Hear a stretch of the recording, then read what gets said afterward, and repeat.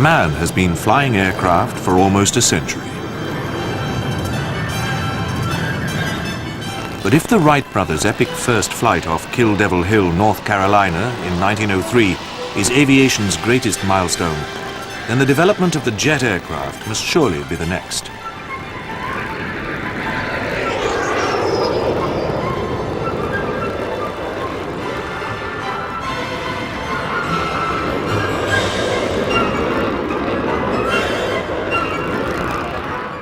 The jet has brought revolutionary changes to the way we see the world.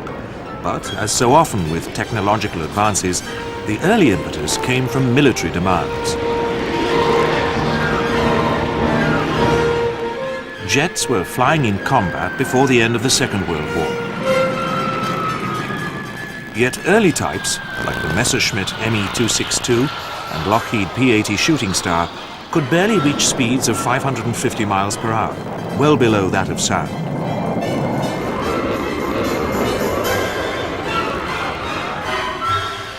Today, high-speed combat jets routinely fly at well over twice the speed of sound.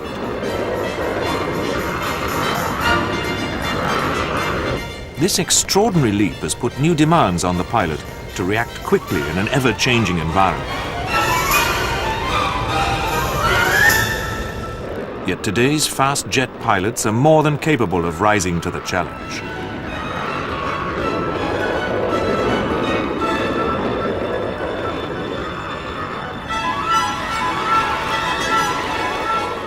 Every aspect of flying has been transformed by the jet. Fastest of all is the Lockheed SR-71 Blackbird spy plane, which can reach speeds in excess of 3 times that of sound.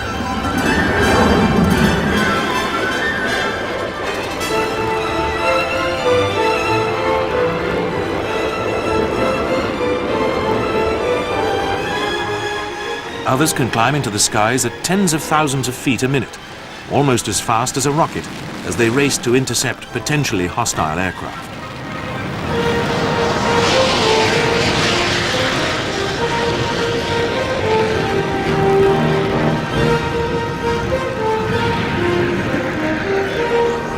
Some can fly at altitudes of up to 100,000 feet, the very edge of space.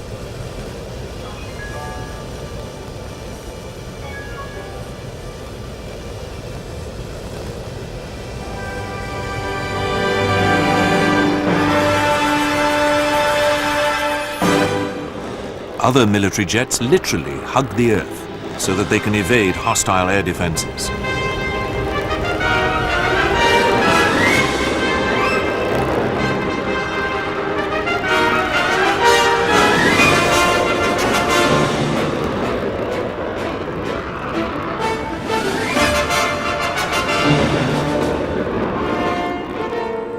One futuristic breed, Stealth, is virtually undetectable by radar, enabling its crews to survive when the odds are stacked against them.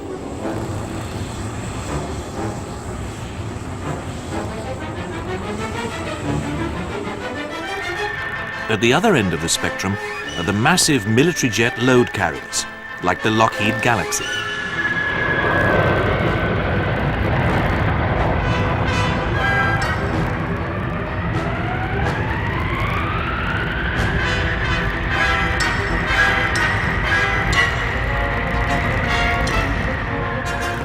So huge is the Galaxy's interior that the Wright brothers could have comfortably made their first flights in it.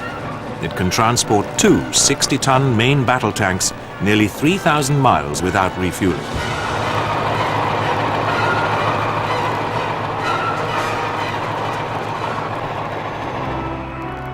The jet has brought similar spectacular changes to commercial aviation, so shrinking the world that nowhere is more than a day's flight away.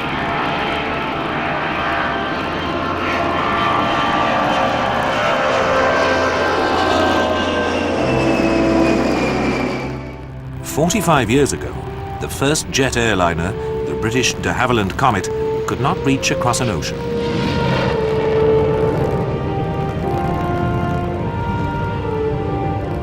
It was the American Boeing 707 which really established long-range jet travel, with its ability to cross the Atlantic non-stop. The the 707 is still in service after over 40 years of flying.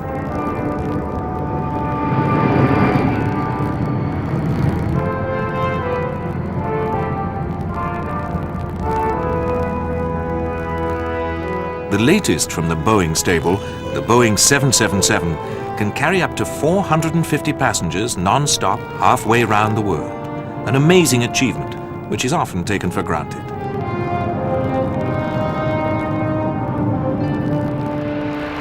There is, however, one airliner that regularly flies at supersonic speeds and has been doing so for 25 years. Another example of the robustness of the jet aircraft. The Anglo-French Concorde can fly London to New York in little over 3 hours, enabling the busy executive to do the round trip, including having business meetings, in the space of a single day.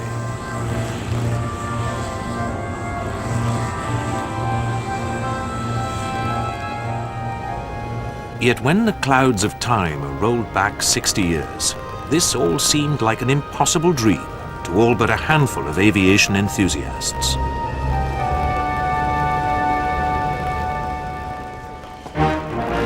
By the early 1930s, aircraft designers were beginning to realize that the piston-engined aircraft was reaching its limit. The propeller accelerates the air passing over the aircraft, and this gives it forward motion. The faster the propeller spins, the higher the air speed, but there is a limit to how fast it can rotate. Also, the higher the altitude, the less air the propeller has to work with. This imposes a height ceiling on piston-engined aircraft. Indeed, by 1945, the fastest piston-engined aircraft, the P-47 Thunderbolt, just exceeded 470 miles per hour and was limited to 40,000 feet. The jet engine, on the other hand, is not propeller dependent.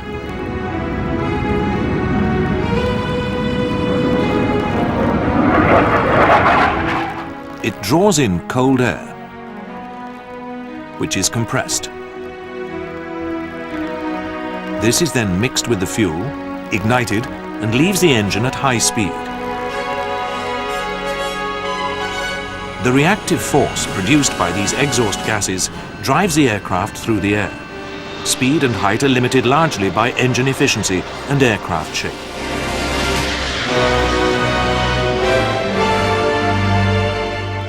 Among the first to realize this was Frank Whittle, a young British airman, who in the late 1920s was a cadet at the Royal Air Force Academy, Cranwell.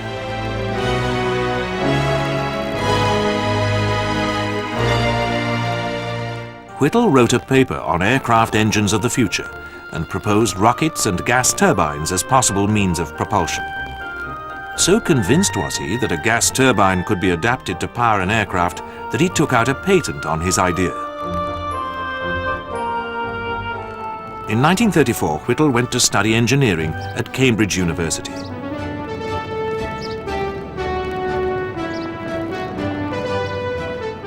While there, he and a friend set up a company called Power Jets to develop a suitable aircraft jet engine. Not many in Britain were convinced, and during the next few years, always short of cash, Whittle would struggle to perfect a design.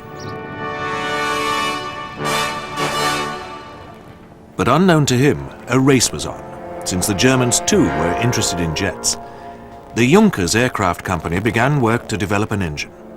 By mid-1939, this had been achieved, and the German Air Ministry ordered an airframe for it.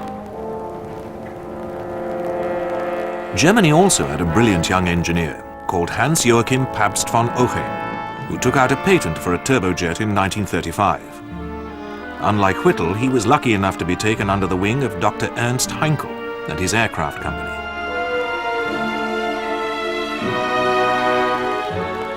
As a result, on the 27th of August 1939, the world's first jet aircraft, the Heinkel HE-178, made a successful maiden flight.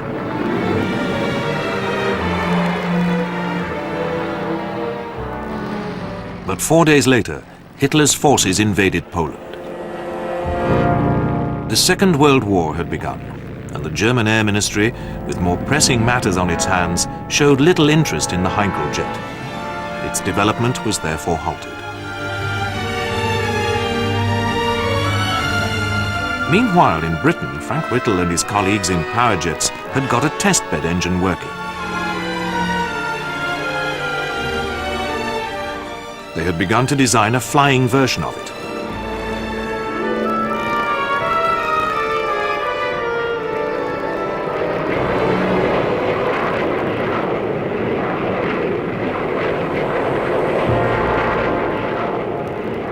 The British Air Ministry was finally showing cautious interest, and eventually, in January 1940, a contract was placed with the Gloucester Aircraft Company to develop a suitable airframe for the Whittle engine.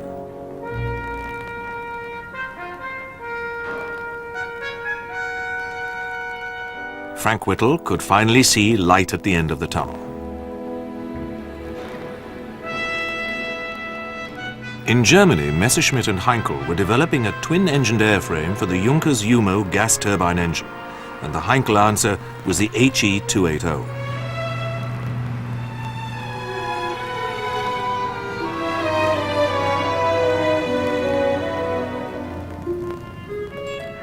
This made its maiden flight on the 2nd of April 1941.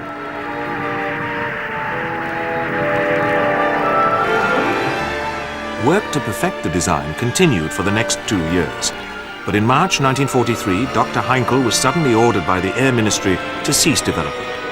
The solution put forward by his rival, Willy Messerschmitt, had been chosen instead.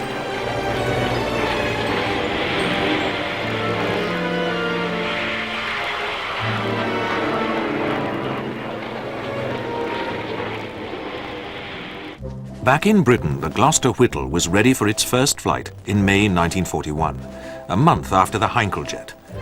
It was symbolic that it should take place at Cranwell, where Whittle had first conceived the idea some 12 years before.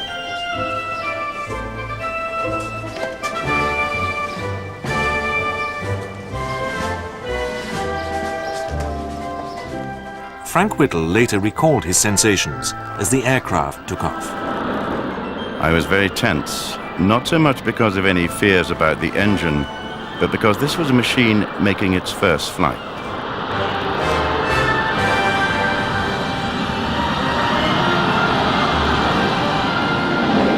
I'm told that shortly after takeoff, somebody slapped my back and said, "Frank, it flies," and that my curt response in the tension of the moment was, well, that's what it was bloody well designed to do, wasn't it?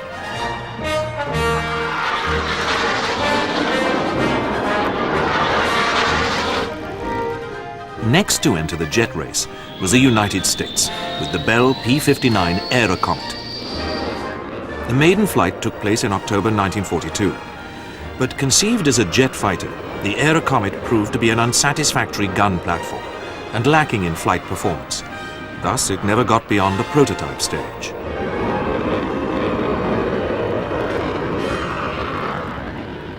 Meanwhile, the Germans had also been pursuing Whittle's other early idea for a new means of aircraft propulsion, rocket power. Indeed, the world's first rocket aircraft, the Heinkel HE-176, had flown at the end of June 1939. Heinkel did not pursue the concept, but Messerschmitt did.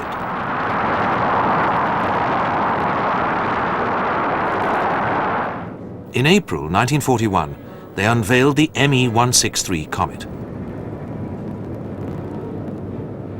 This unique aircraft ran on two highly volatile fuels, hydrogen peroxide and a mixture of methyl alcohol and hydrazine hydrate. The two were mixed together and ignited, giving the aircraft immense power.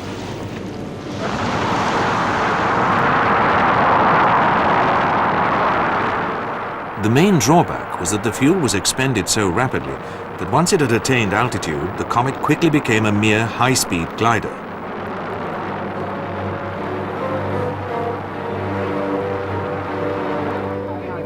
One of the main test pilots of the Comet was the remarkable Hannah Reitsch.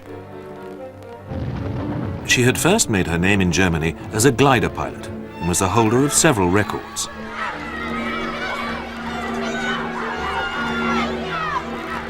She then qualified at the German Test Pilot School. Reitsch's gliding expertise was particularly valuable during the early trials of the Comet.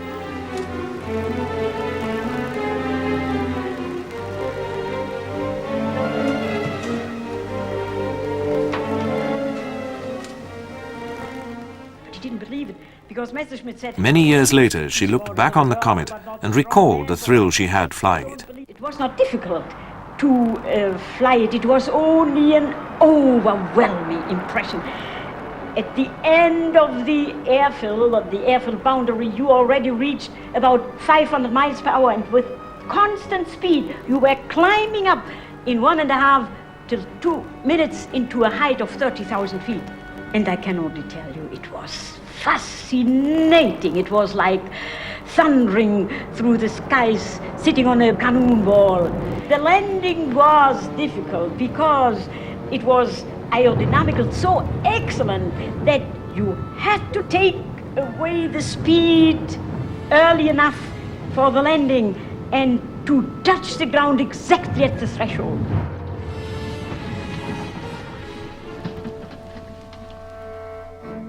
In the late summer of 1944, when the American bombers were appearing in force over Germany by day, the Comet finally entered service.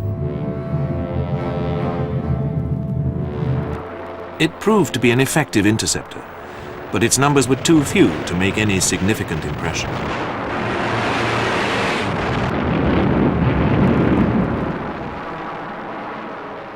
Of 370 comets built, only 40 survived the war, but its top speed of almost 600 miles per hour made it the fastest aircraft of its day.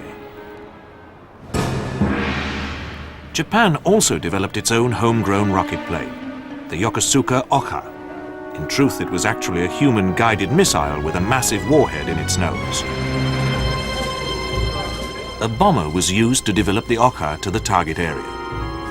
On arrival, it was released and glided towards its quarry.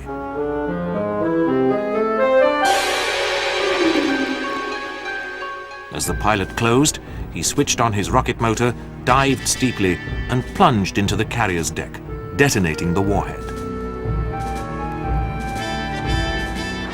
The Oka was but one of the many kamikaze, or suicide weapons, which the Japanese developed during the last and ever more desperate year of the war.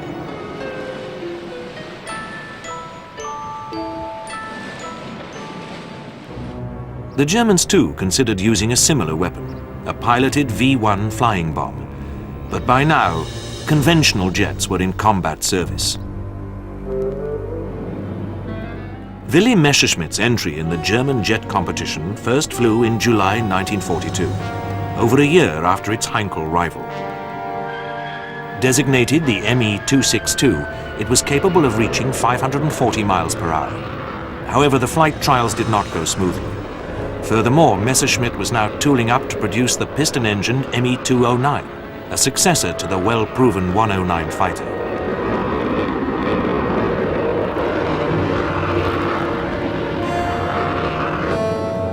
In the spring of 1943, Adolf Galland, Germany's most renowned fighter pilot, tested the Me-262. He had first seen action during the Spanish Civil War and had led a fighter wing with great distinction during the Battle of Britain in summer 1940.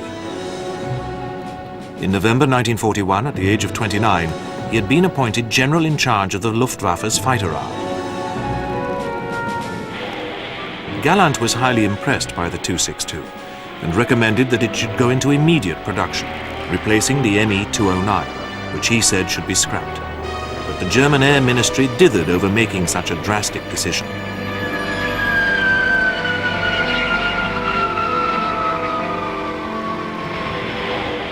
Eventually, it was agreed that the Me-262 should enter production, but not in the quantities that Galland had demanded.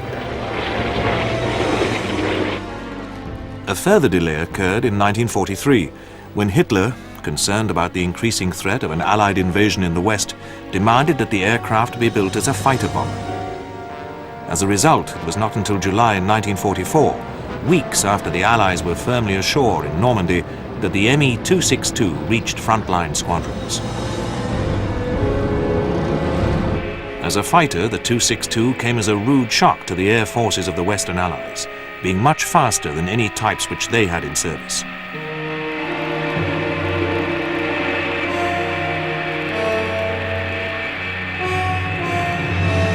But when coming into land, the pilot had to throttle right back, making it vulnerable to marauding Allied fighters. Gallant, who had so championed the Me-262, was to have first-hand experience of flying it in combat. Hermann Goering, the Luftwaffe's commander-in-chief, blamed Gallant and his fighter pilots for the Allied bombers' ability to roam at will over Germany. Gallant was sacked and ordered to form a special Me-262 squadron made up of some of Germany's leading fighter pilots. Gallant's squadron fought with great distinction during the last months of the war in Europe. And afterwards he reflected on the advent of the combat jet. But I think this was a unique situation. We had to our disposal the first operational jet, which superseded for at least 150 knots the fastest American and English fighters. It's a unique situation. This will only come if you have such a revolutionary change in technology like the jet has brought about.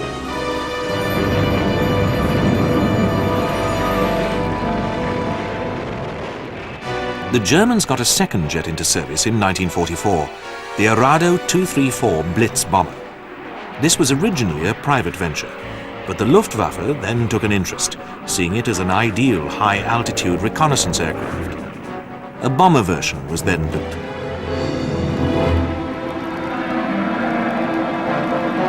This became operational in time for Hitler's counter-offensive in the Ardennes in December 1944. Finally, Heinkel came back into the jet field late in 1944 with their HE-162 Salamander, or People's Fighter. Although the subject of a top priority development program, none were to see combat service.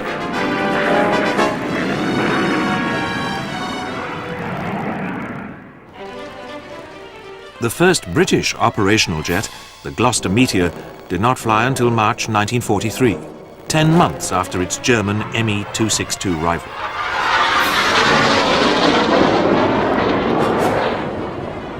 Even so, the Meteor entered service at the same time as the Me-262, but was initially used in an entirely different role.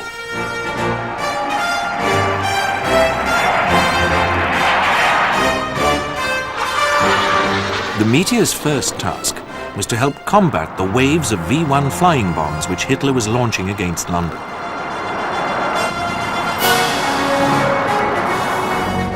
However, the early Meteor's top speed was only 410 miles per hour at 30,000 feet, barely fast enough to catch the V-1s. Nevertheless, it performed creditably in this role.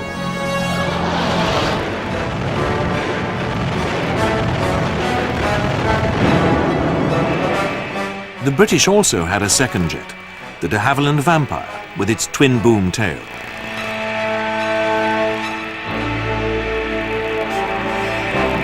Although a prototype flew in December 1943, it did not enter production before the war ended. After their disappointment over the performance of the Aerocomet, the Americans turned to the British de Havilland engine developed for the Vampire. In summer 1943, the Lockheed Aviation Company was tasked with designing an airframe for it.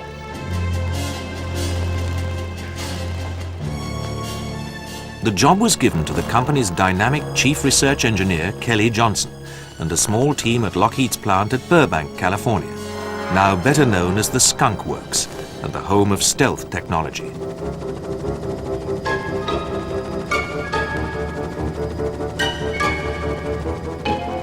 In record time, Johnson came up with the XP-80 Shooting Star, which first flew in January 1944.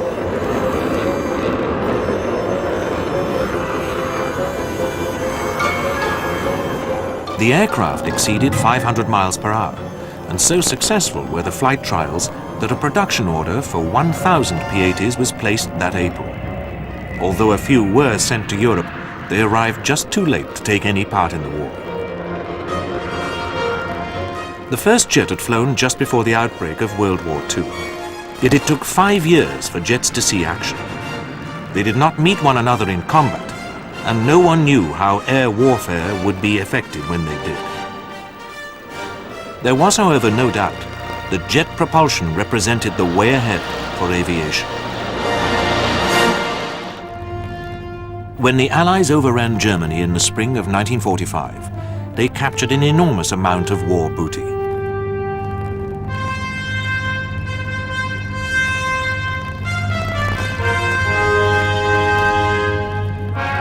This included examples of every type of aircraft that had been in the Luftwaffe's armory.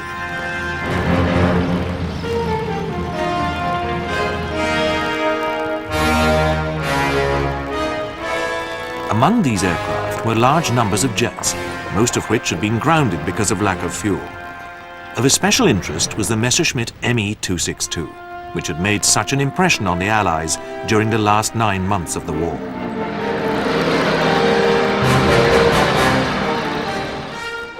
Detailed examination of this and other types revealed that the Junkers Jumo jet turbine engine was superior to those installed in Allied jets.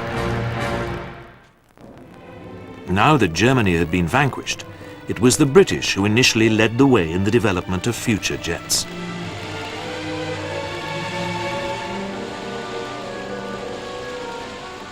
One of their prime objectives was to build an aircraft which could fly faster than sound, a speed of 750 miles per hour at sea level. At subsonic speed, the pressure waves surround the aircraft equally. As it closes to the speed of sound, the aircraft catches up with the pressure waves and becomes unstable.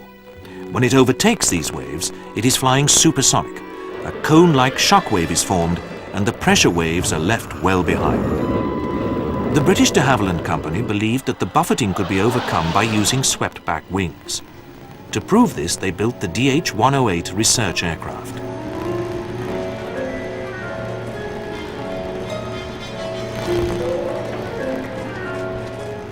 They were convinced that it could fly supersonic, something no aircraft had done before.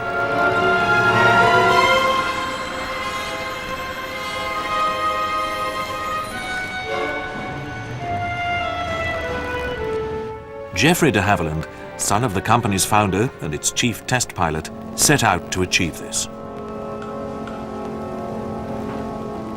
On the 27th of September 1946, he took off in the DH-108.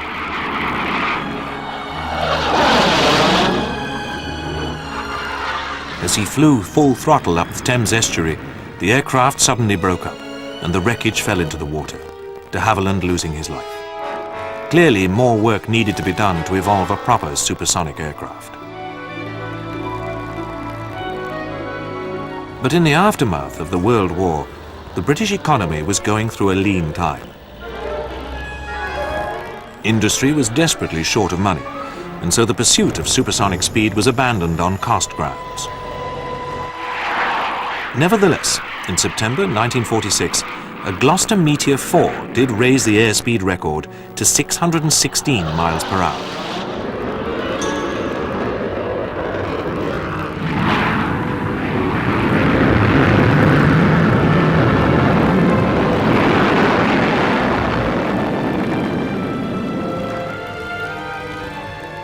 The 2 RAF pilots involved were officially commended. And now, I want to congratulate the 2 pilots. Group Captain Donaldson, thank you, sir, and Squadron Leader Waterton.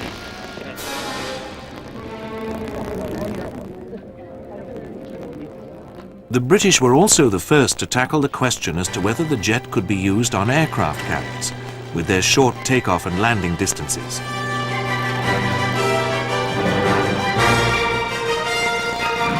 In December 1945, a de Havilland Sea Vampire, a variant of the second British military jet to enter service, achieved the first pure jet landing on an aircraft carrier, HMS Ocean.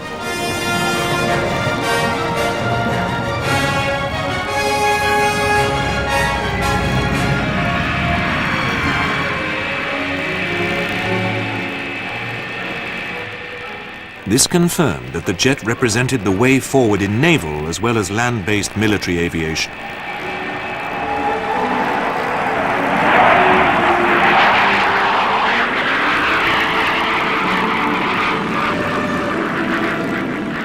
Meanwhile, another British company, Saunders Roe, had applied the jet concept to naval aircraft in a novel way with the SR-A1 flying boat fighter. It did not get airborne until 1947, By then, the carrier jet was a reality, and so the project never got beyond prototype stage. More exciting was de Havilland's decision to design a jet airliner. Commercial aviation was getting back on its feet, especially in the United States, after the disruption caused by the war.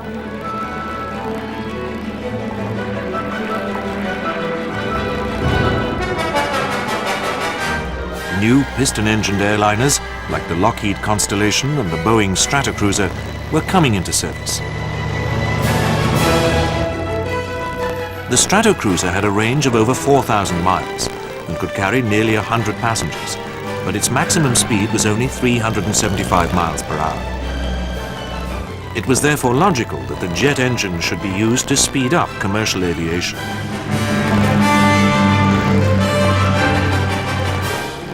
It was this that de Havilland now pursued.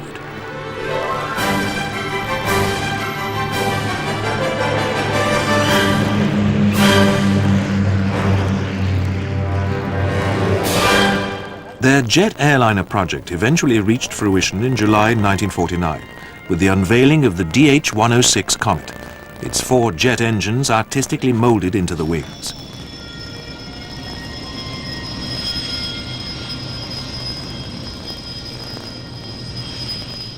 Capable of flying at a cruising speed of nearly 500 miles per hour, the Comet caused a stir throughout the world.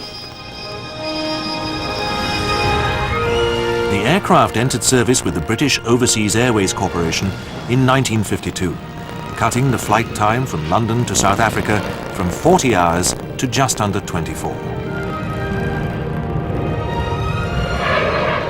The age of jet air travel had dawned. But it would be some years before another jet airliner was produced. By now, an increasing number of nations were embracing the jet. In April 1946, 2 Russian jets made their maiden flight on the same day. One was the Yakovlev Yak-15, which was almost unique in being designed around a piston-engined airframe. This was that of the combat-proven Yak-3 fighter, in which the Russians installed a captured German Umo turbojet. The other jet to fly that day was the Mikoyan Gurevich MiG-9. This was a totally Russian design and was remarkable in that it had taken just 14 months from initial inception to first flight. France too entered the jet age that same year, 1946, with the Sud-Ouest Triton, a remarkable achievement for a country which had recently suffered 4 years of enemy occupation. The Triton had been developed in a leaking hangar under the very noses of the German occupiers and made its first flight in November 1946.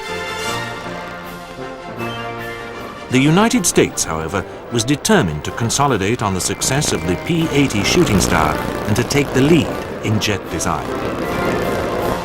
This resulted in some intriguing concepts, like the Ryan Fireball, which was fitted with a turbojet engine in the tail. But it also had a piston engine in the nose, the idea being that this would be used for cruising and that the pilot would switch to the higher speed jet engine for combat.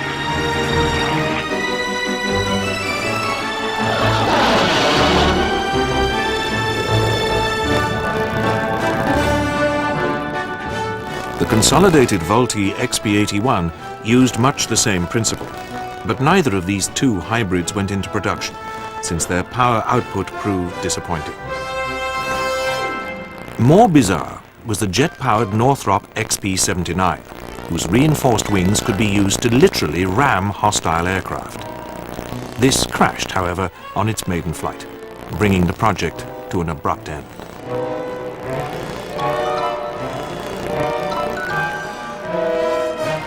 But 1946 saw 2 new conventional American military jets appear, both of which would perform sterling service.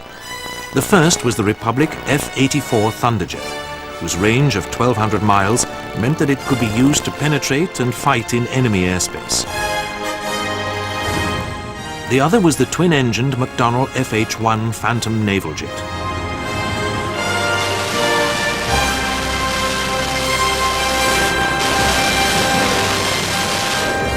While this saw only limited frontline service, its successor, the larger F-2H Banshee, would not be finally pensioned off until the mid-1960s.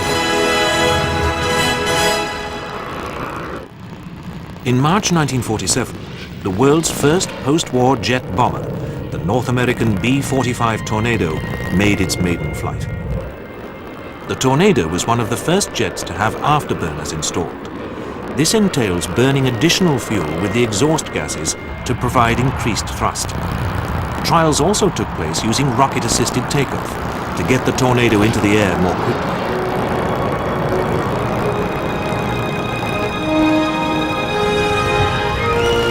There was also a determined American assault on the airspeed record. On the 19th of June 1947, Colonel Albert M. Boyd of the U.S. Army Air Force raised the record by 8 miles per hour in a modified Lockheed shooting star.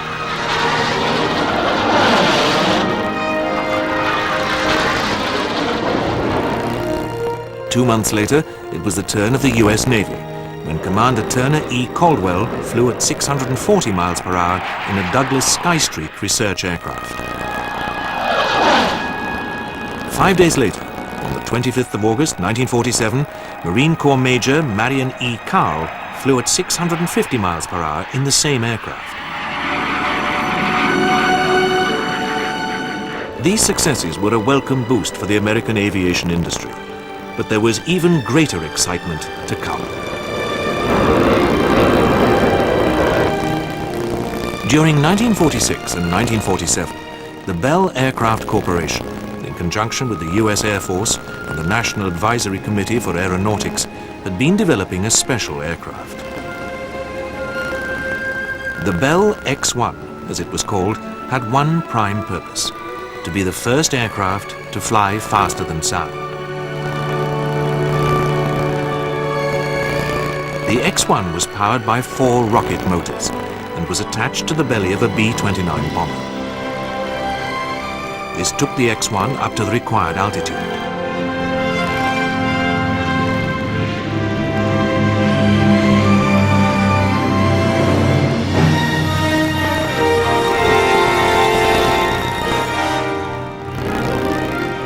In a series of test flights, the plane came close to the speed of sound.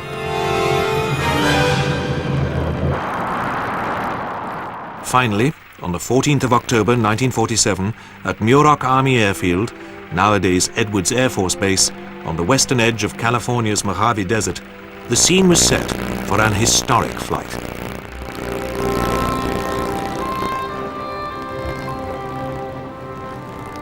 Selected to be the first man to fly faster than sound was 24-year-old Air Force Captain Chuck Yeager.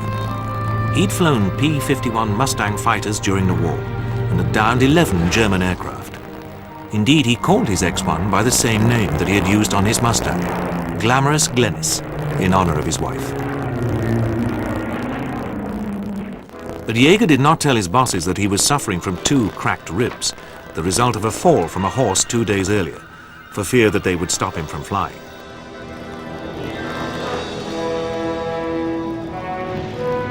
The Boeing B-29 duly took off, with Glamorous Glennis attached to it.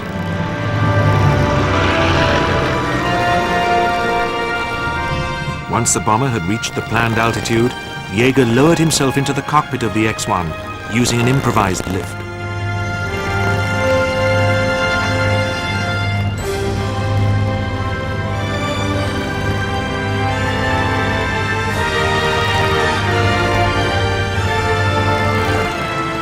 When Yeager was ready, the X-1 was released. He started the rocket motors.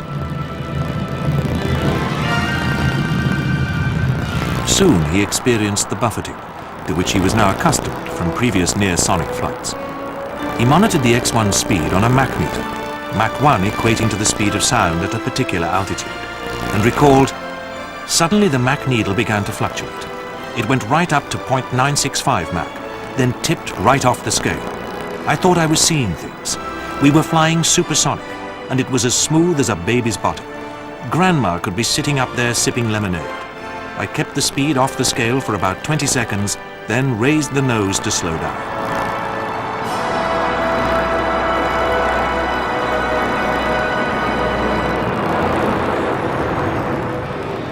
There was naturally great excitement when Jaeger landed after achieving this notable aviation first.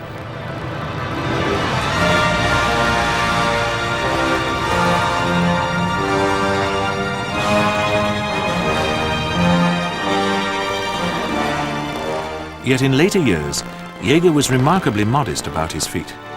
When I got the jump on the Mach meter, which was an indication that the shock wave had passed over the airplane, it really, I only had a feeling of accomplishment. That's about all, because it was a very hard program, and although I was not scared, I worried a little bit about the airplane, losing control of the airplane, because it had been predicted that we would probably either pitch up or pitch down. And once I got out to supersonic speeds, you have a feeling of relief, really. But the newly independent US Air Force decided not to release the news immediately, and did not do so until June 1948, 8 months later. The reason was that they wanted to apply the X-1 experience to a new aircraft under development. This was the North American F-86 Sabre, the prototype of which had made its first flight 2 weeks before Chuck Yeager's historic flight.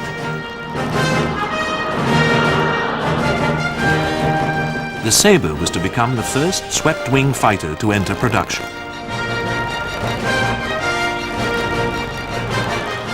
It went into US Air Force service in 1948. The Sabre was also the first combat aircraft to go supersonic, albeit in a dive.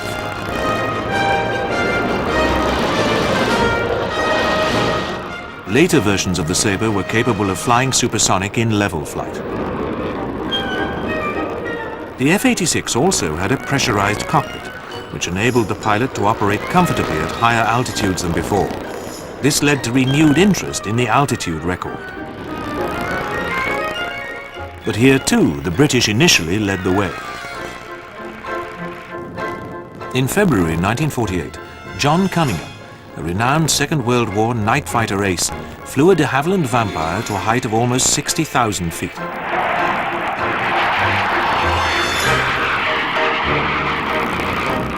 Three and a half years later, American Bill Bridgman, flying a Douglas Skyrocket, raised the record to nearly 75,000 feet.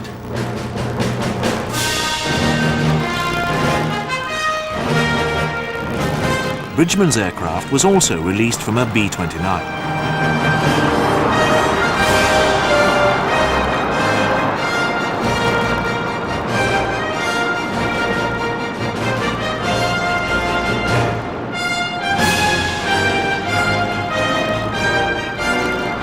It was a novel experience to go where no human had before. As Bridgman came into land, he pondered, "There seems to be no reflection. It's all black and white, apparent or non-apparent. It's a pure, immaculate world here." It was the same sensation that the astronauts would begin to experience a decade later. Who won the Masters, man?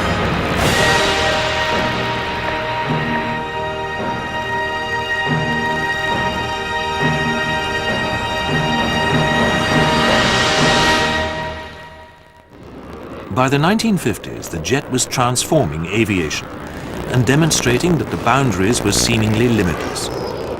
It was beginning to enter civil aviation and was the backbone of major air forces.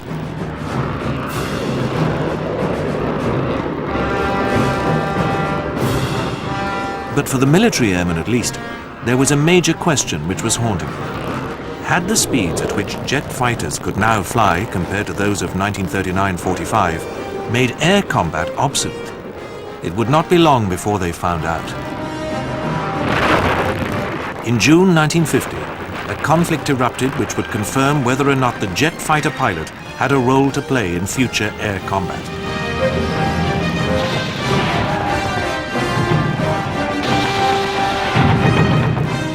The setting for this war was Korea, which, since World War II, had been divided into two countries.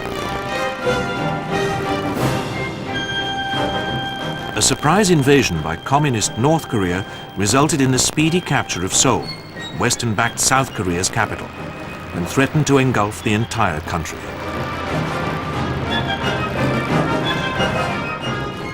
led by the Americans, United Nations forces were hastily deployed to South Korea.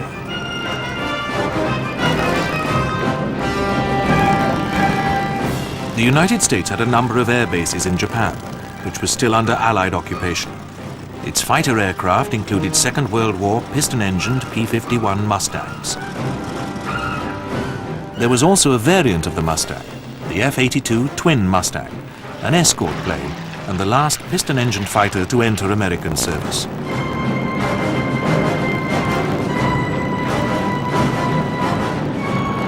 More important were the jets, the Republic F-84 Thunderjet, which was deployed alongside the Shooting Star.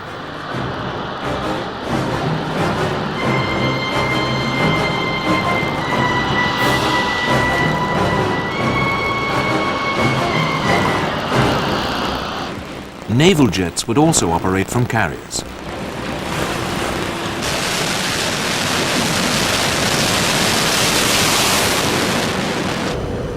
This enabled them to attack targets deep in North Korea.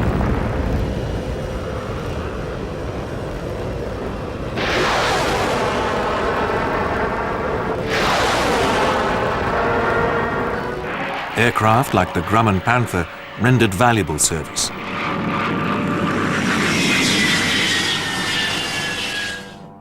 However, towards the end of 1950, America's most modern fighter, the F-86 Sabre, was also deployed to Korea.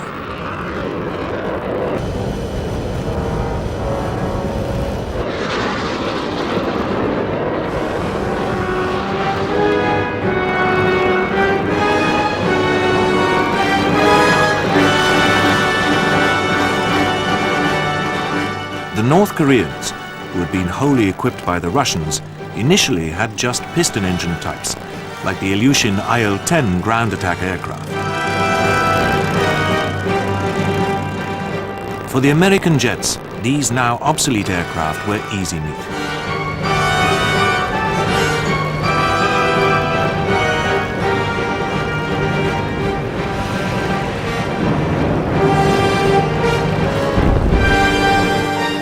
But in November 1950, a new aircraft appeared on the scene, the Mikoyan Gurevich MiG-15, the latest combat jet in the Soviet armory, some of which the Russians had made over to North Korea. Now the question of the future of air combat could be resolved.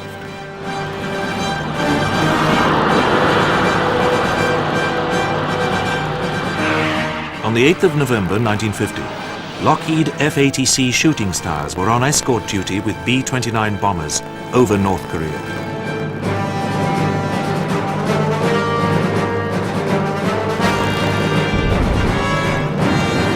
Suddenly, MiG-15s appeared. The Shooting Stars turned to meet them, but the MiGs used their superior speed to escape, except for one. Lieutenant Russell J. Brown dived on it and sent it crashing to the ground. But it was to be the battles between the equally matched MiGs and Sabres which came to dominate the air war in Korea.